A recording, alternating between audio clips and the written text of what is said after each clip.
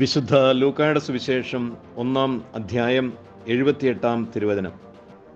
നമ്മുടെ ദൈവത്തിൻ്റെ കാരുണ്യാതിരേകം കൊണ്ട് ഉയരത്തിൽ നിന്നുള്ള ഉദയരശ്മി നമ്മെ സന്ദർശിക്കുമ്പോൾ.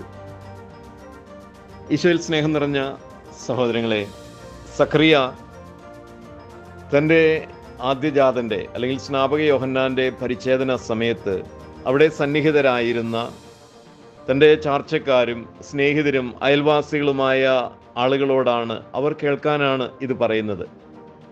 ദൈവത്തിൻ്റെ കാരുണ്യാതിരേകം കൊണ്ട് ഉയരത്തിൽ നിന്നുള്ള ഉദയരശ്മി നമ്മെ സന്ദർശിക്കുന്നത്.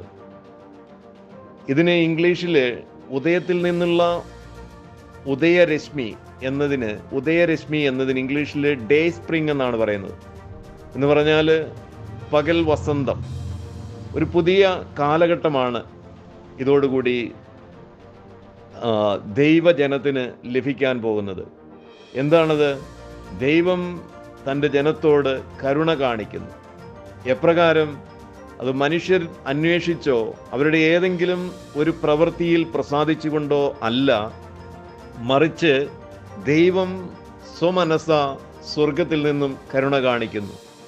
എന്താണ് ഈ ഉദയരശ്മി? അത് നമ്മുടെ കർത്താവ് തന്നെയാണ്. അല്ലെങ്കിൽ കർത്താവിന് തൊട്ട് മുൻപ് ഉദയം, സൂര്യൻ ഉദിക്കുന്നതിന് മുൻപ് ആദ്യം വരുന്ന പ്രകാശകിരണങ്ങൾ. സൂര്യൻ നമുക്കറിയാം, അത് കർത്താവിനെ ഉദ്ദേശിച്ചാണ് പറയുന്നത്.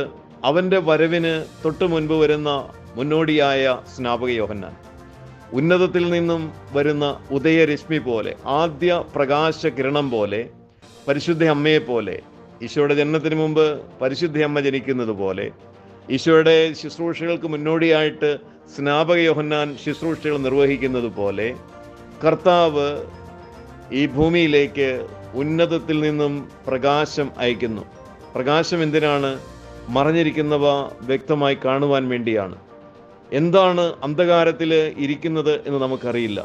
മനുഷ്യൻ്റെ മനസ്സിനെ ബാധിച്ചിരിക്കുന്ന അന്ധകാര മേഖലകളിലേക്ക്, മറയ്ക്കപ്പെട്ടിരിക്കുന്ന തിന്മയുടെ തലങ്ങളിലേക്ക്, മനുഷ്യരുടെ അജ്ഞതയുടെ മറവിൽ ഒളിഞ്ഞിരിക്കുന്ന പൈശാചിക വാഴ്ചകളിലേക്കെല്ലാം ഉന്നതത്തിൽ നിന്നുള്ള യഥാർത്ഥ രശ്മി ഇതാ വന്നുകൊണ്ടിരിക്കുന്നു.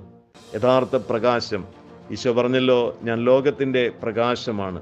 ഈ പ്രകാശത്തിലാണ് മനുഷ്യന് യാഥാർത്ഥ്യ ബോധം ലഭിക്കുന്നത്. Have a blessed day to all of U.